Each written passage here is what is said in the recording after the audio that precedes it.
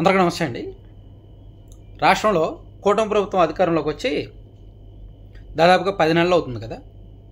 So ఈ 10 నెలల పాలనలో మంచి చెడు అవన్నీ కూడా ఉంటాయి. ఏ ప్రభుత్వానికైనా మంచి ఉంటుంది, చెడు ఉంటుంది. మంచి చూసేవాళ్ళు మంచే చూస్తారు, చెడు చూసేవాళ్ళు చెడే చూస్తారు.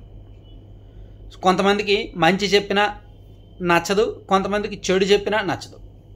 సరే, ఏదైనా సరే మనం ఉన్నదన్నట్టు ఫ్యాక్ట్ మాట్లాడుకుంటే పర్టికులర్గా ఒక సబ్జెక్ట్లో మొదటి నుంచి ప్రభుత్వం అధికారంలోకి వచ్చినప్పటి నుంచి కూడా ఒక సబ్జెక్ట్ను డీల్ చేయడంలో ఎందుకో ఎక్కడో వెనుకబడుతున్నారేమో అనిపిస్తుంది.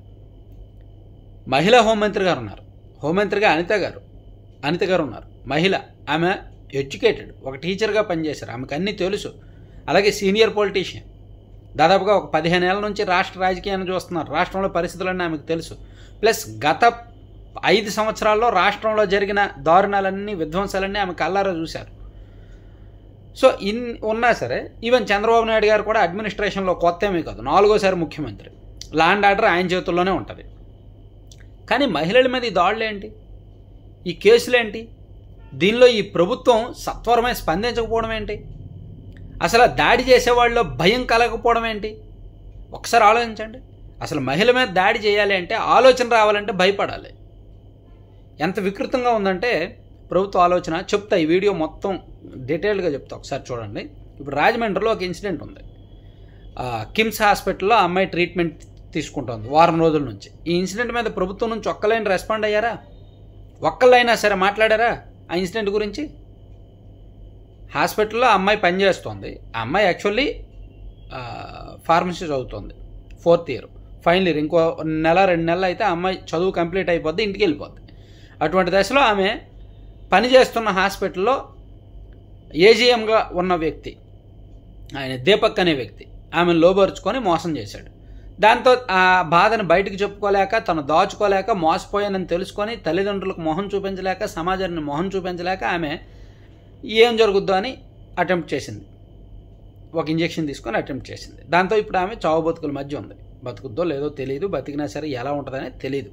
సో ఆమె తల్లిదండ్రులకు ఇప్పటివరకు ఓ భరోసా లేదు. తప్పు చేసిన వాళ్ళని శిక్షిస్తాము, ఖచ్చితంగా మేము మీకు అండగా ఉంటామనే భరోసా లేదు. హాస్పిటల్ని ఇంకా వెనకేసుకొస్తున్న ప్రక్రియ జరుగుతోంది. మొత్తం ఆ హాస్పిటల్ మేనేజ్మెంట్ చుట్టూ అనేక సందేహాస్పద వ్యవహారాలు ఉన్నాయి.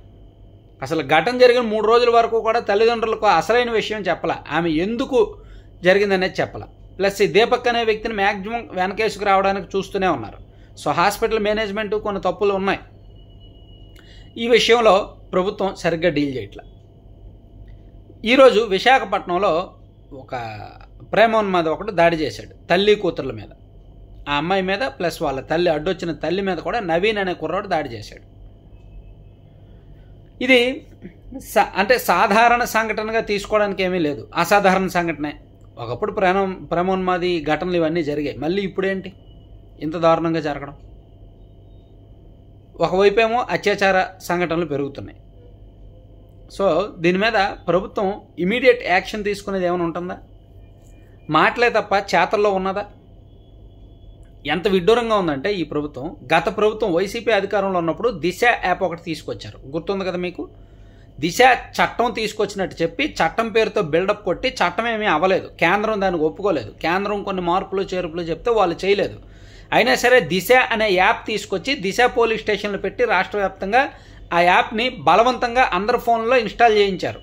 రోడ్డు మీద పోలీసులు ఆపడం, రోడ్డు మీద వెళ్తున్న వెహికల్స్ని ఆపడం, వాళ్ళ ఫోన్లో దిశ యాప్ ఉందా లేదా అని చూసి వాళ్ళ చేత ఇన్స్టాల్ చేయించేయడం, వాళ్ళ ఐడి ఫోన్ నెంబర్ రాసుకొని వాళ్ళ టార్గెట్లు, అంటే రోజుకి ఒక్కొక్క కానిస్టేబుల్కి 5-10 టార్గెట్లు ఇచ్చారు గత ప్రభుత్వంలో. అలా కొంత లక్షలాది మంది చేత బలవంతంగా యాప్ ఎక్కించారు. దాని రిజల్ట్ ఏమీ కనిపించలా. ఈ ప్రభుత్వం ఇప్పుడు ఏం చేస్తోంది? సేమ్ ఆ పేరు మార్చారు అంతే, సేమ్ ప్రొసీజరు, సేమ్ టార్గెట్లు. నేను మొన్న వైజాగ్ మ్యాచ్ చూడడానికి వెళ్తే మ్యాచ్ నుంచి బయటకు వచ్చేసరికి బయట పోలీసులు కాపలా కాసి శక్తి యాప్ ఎక్కిస్తున్నారు. వాళ్ళని అడిగితే వాళ్ళకు కూడా టార్గెట్లు ఇచ్చారంట. టార్గెట్లు ఇచ్చి మరీ శక్తి యాప్ ఇన్స్టాల్ చేపిస్తున్నారు. సరే, ఇది మంచిదే, యాప్ ఇన్స్టాల్ చేయించడం మంచిదే. సో యాప్ ఇన్స్టాల్ చేసుకుంటే దాని పర్పస్ ఓకే, యాప్ పర్పస్ కూడా మంచిదే. అక్కడ రక్షణ కోసం అత్యవసర పరిస్థితుల్లో ఉపయోగించుకోవచ్చు, ఓకే. కానీ దాని మీద నెక్స్ట్ చర్యలు ఏమున్నాయి? ఇప్పుడు ఒకడు నిందితుడు ఎవడో దొరికాడు, వాడి మీద చట్ట ప్రకారం చర్య తీసుకోవడానికి అసలు ఆ చట్టం అంత అగ్రెసివ్గా ఉందా, అంత స్పీడ్గా ఉందా, లోపాలు లేకుండా ఉందా, తప్పించుకోవడానికి అవకాశం లేకుండా చట్టం ఏమైనా ఉందా? అది కదా మనం మాట్లాడాల్సింది. కొత్త చట్టం ఏమైనా తీసుకొచ్చారా? ఒకడెవడైనా తప్పు చేస్తాడు, వాడిని ఇమీడియట్గా ఒక 10 రోజుల్లోనో 20 రోజుల్లోనో ఒక నెల రోజుల్లోనో వాడిని శిక్షించేలాగా పూర్తి స్థాయి శిక్ష ఇచ్చేలాగా ఫాస్ట్ ట్రాక్ కోర్టులు ఏమైనా ఉన్నాయా? చట్టాలు ఏమైనా సంస్కరణలు చేశారు? లేదు కదా. కూటమి ప్రభుత్వం అధికారంలోకి వచ్చిన కొత్తలో చీరాల్లో ఒక ఘటన జరిగింది. ఇప్పటికీ కూడా ఆ కేసు విచారణ దశలో ఉంది తప్ప వాడి మీద ఏమన్నా యాక్షన్ తీసుకున్నారా? ఫాస్ట్ ట్రాక్ కోర్టు పెట్టి విచారణ పూర్తయిందా? పూర్తి అవ్వలేదు, ఇంకా విచారణ దశలో ఉంది. ఇంకా ఎంతకాలం విచారిస్తారు?